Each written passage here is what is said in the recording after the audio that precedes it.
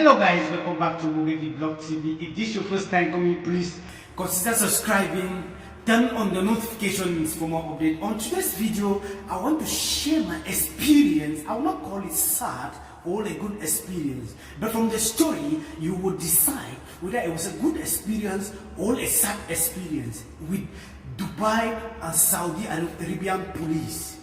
So, on this fateful day, we decided to take a trip to Yembo. Like on my last video, you saw Yembo, the city, it's a very beautiful city in Saudi Arabia. So when we took this journey to Yembo, so we visited this area. This is what happened. You know, we arrived Yembo around 3 o'clock.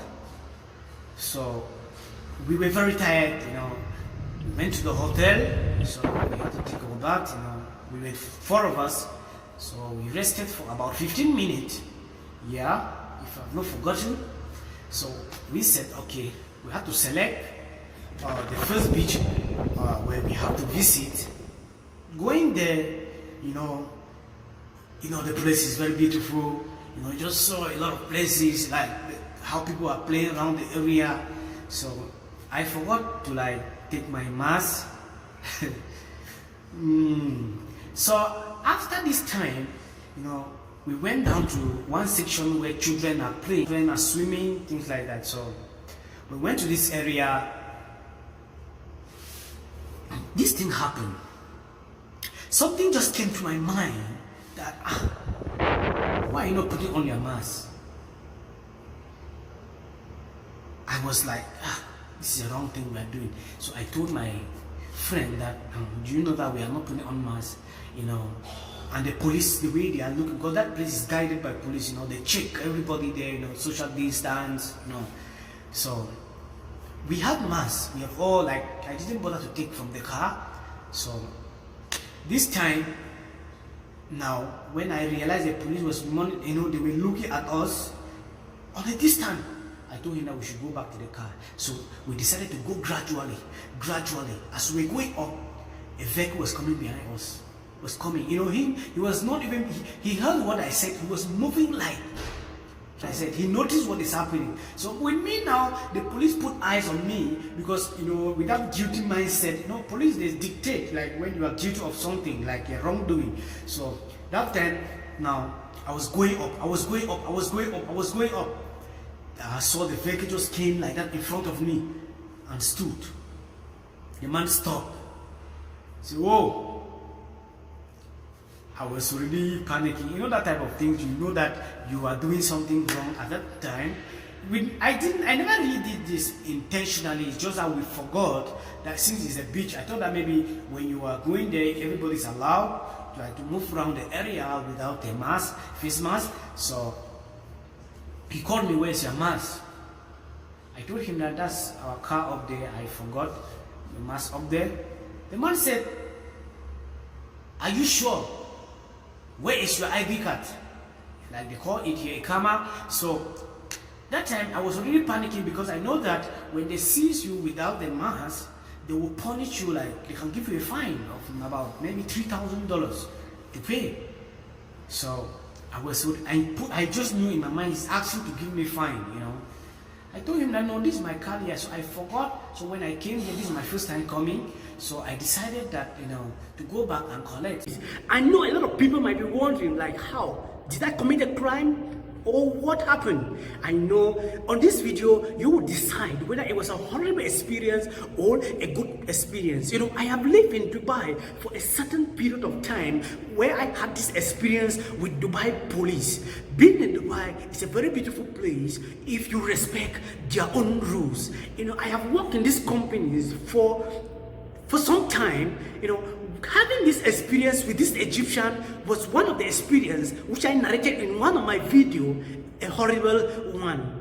But with the experience I had with the police, it was a cordial relationship between I and Dubai police. On this fateful day, where I was done with work, entering my room, I was blocked at my doorstep, like, today you are going.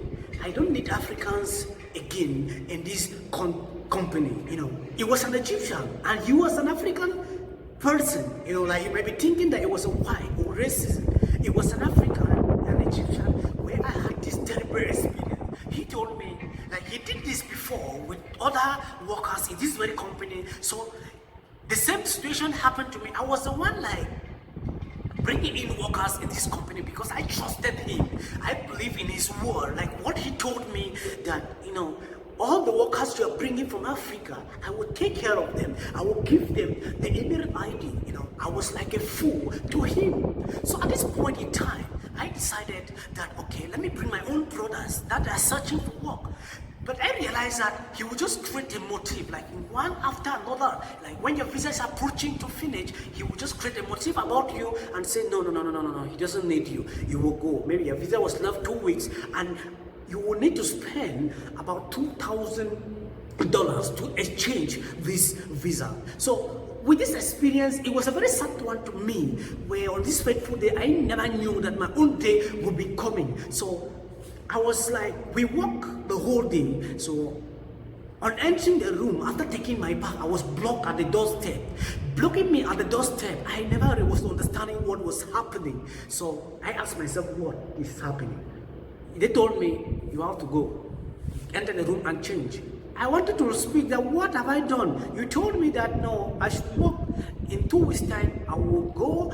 You change my visa. The man told me, I should not exchange word with him. I should just stop at that position. They should enter my room and pack my things without doing anything. So at the time, I was frustrated. I never even knew where I could go. It was in the night. Can you imagine? Around 11 o'clock in the night. So at this time, I stood, I prayed, I talked to myself that, here, this is not even a country where you can fight back. This is because it is a law-abiding country, you are not supposed to fight back. So I decided that, okay, since it's like this, I should call the police. I went outside, I did a call. The man came outside and met me and threw my passport when he realized that I was to call the police. So he threw my passport with my bag. So I was just putting on my towel, I just had to bend down, remove my dress, I even focused on my things there because they never had all my things I had there. So I just put on my dress, let me take a walk. So I went outside, okay.